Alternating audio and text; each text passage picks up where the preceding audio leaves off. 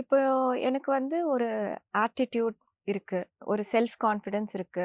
Good ஆட்டிட்யூடே இருக்கு. நான் வந்து அந்த குட் ஆட்டிட்யூட் வந்து செல்ஃப் கான்ஃபிடன்ஸோட நான் ஒரு வொர்க் பண்றேன், படிக்கிறேன், இல்ல வேலை பண்றேன், எல்லாமே பண்றேன். ஆனா, வெளியிலேருந்து பார்க்கும்போது வந்து எனக்கு ஏதோ ஈகோயிஸ்டிக்கா, ஈகோ ட்ரிவனா பண்ற மாதிரி ஒரு ஃபீலிங் வெளியில இருக்கிற ஆளுங்களுக்கு இருக்கு. இத நான் எப்படி ஹேண்டில் பண்றது? இது எல்லாமே சுய சோதனை தான். ரியல்லி எனக்கு நானே எவாலுவேட் பண்ணணும். எவாலுவேட் பண்ணிட்டு, அதன்படி செல்ஃப் கான்ஃபிடன்ஸுக்கும் அதாவது செல்ஃபுடைய கெப்பாசிட்டி என்னன்னு புரிந்து கொண்டு, அந்த லிமிட்டுக்குள்ள செயல்படுறோம் என்றால், அது கரெக்ட்டு. ஆனால் இருப்பதுக்கு மேல எப்போ எக்ஸஸ்ஸா காமிக்கிறனோ, அப்ப அது ஈகோ. இல்லாதது நான் முதல்ல சொன்ன மாரி, இல்லாதது எனக்கு இல்லாத கார நான் காருக்கு முன்னாடி நின்னுட்டு, நான் காருக்கு சொந்தக்காரன்னு காமிக்கும்போது, இட்ஸ் ஆர்ட்டிஃபிஷியல். ஸோ, அதனால நான் உங்கள பத்திய மிகச்சரியான இன்ஃபர்மேஷன் உங்களுக்கு மட்டும் தான் தெரியும். வேற யாருக்கும் தெரியாது. அது உங்க ஃபாதரா இருக்கலாம், மதரா இருக்கலாம், பழகுனவங்களா இருக்கலாம். ஆனால் வாழ்க்கையோட அடிப்படை you are a separate entity. அதாவது கான்ஷியஸ்னஸ். உங்களுக்குள்ள பல ஸ்டோரிகள் இருக்கு. ஆனா இது எல்லாருமே யாருமே 100% புரிந்து கொள்ள முடியாது. பழகுனவங்க. உங்களுக்கு மட்டும் தான் உங்கள பத்தி தெரியும். ஆனா நீங்க அதே நேரத்துல இருக்கணும். நான் எப்படி இருக்கிறேனோ, அப்படி பழகுகிறேனா? இல்ல அடுத்தவரோட மரியாதைக்காக கொஞ்சம் ஆர்ட்டிஃபிஷியலா ஏதாவது ஆட் பண்றேனான்னு தெரிய ஆரம்பிக்கணும். அந்த ஆர்ட்டிஃபிஷியல் லெவலுக்கு நீங்க போகாத வரை, அத செல்ஃப் கான்ஃபிடன்ஸ் நினைக்கலாம்.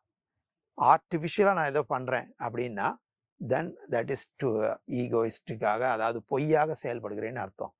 ஸோ நம்மை நாமே சரியா புரிஞ்சுக்கிறது தான் நம்ம இங்க தியானத்துல கூட கத்துக் குடுக்குறோம். அடுத்தவளை கண்டு நீங்க உங்கள லோவாவும் நெனச்சுக்காதீங்க. That is known as inferiority complex. அடுத்தவள் பார்த்துட்டு நீங்க உங்கள ஐயாவும் நெனச்சுக்காதீங்க.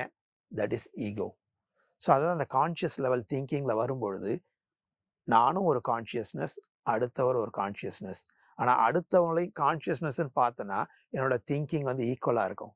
பட் நான் அடுத்தவங்கள லோவா பார்த்தேன்னா, then I feel ego. That is negative. அதே நேரத்துல அடுத்தவள ஐயா பார்த்தேன்னா, I feel inferiority. That is also a weakness. But கான்ஷியஸ்னஸ்ன்னு 2 பேரும் ஒரே லெவல்ல பார்க்கும்பொழுது, ஒரு ஃபீல்டுல நான் பெரிய ஆளா இருக்கலாம். அதேபோல அவர் இன்னொரு ஃபீல்டுல அவர் பெரிய ஆளா இருக்கலாம்னு நான் உணரும்பொழுது, ஈகோ இருக்கிற இடத்துல ஹியூமிலிட்டி வரும். அதே மாரி இன்ஃபீரியாரிட்டி இருக்கிற இடத்துல கரேஜ் வரும். Courage is positive, humility is negative. Sorry positive. But இன்ஃபீரியாரிட்டியும், ஈகோவும் நெகட்டிவ். ஸோ இத எப்படி தெரிஞ்சுக்கலாம் அப்படின்னு பார்த்தீங்கன்னா, நீங்கள் நீங்களாக இருக்கும் பொழுது, you feel peaceful, you feel happy, you feel confident இதெல்லாம் இருக்கும். பாசிட்டிவ் சைடு தான் வரும். எப்போ நான் என்னோட ஒரிஜினாலிட்டியை விட்டு வெளியில போகிறேனோ, அப்போ அது என்னதான் கான்ஃபிடென்ட்னு நெனச்சா கூட, உள்ள கொஞ்சம் பயமும் இருக்கும். என்னதான் நான் ஹேப்பியா இருக்கிறேன்னு நெனச்சா கூட, உள்ளுக்குள்ள இந்த ஹேப்பினஸ் எப்போ போயிடுமோன்ற பயமும் இருக்கும். ஸோ இந்த மாதிரி நெகட்டிவ் ஃபீலிங்ஸ் வருதுன்னா, அங்க ஏதோ ஒரு பொய்யான தன்மை இருக்குதுன்றது அர்த்தம்.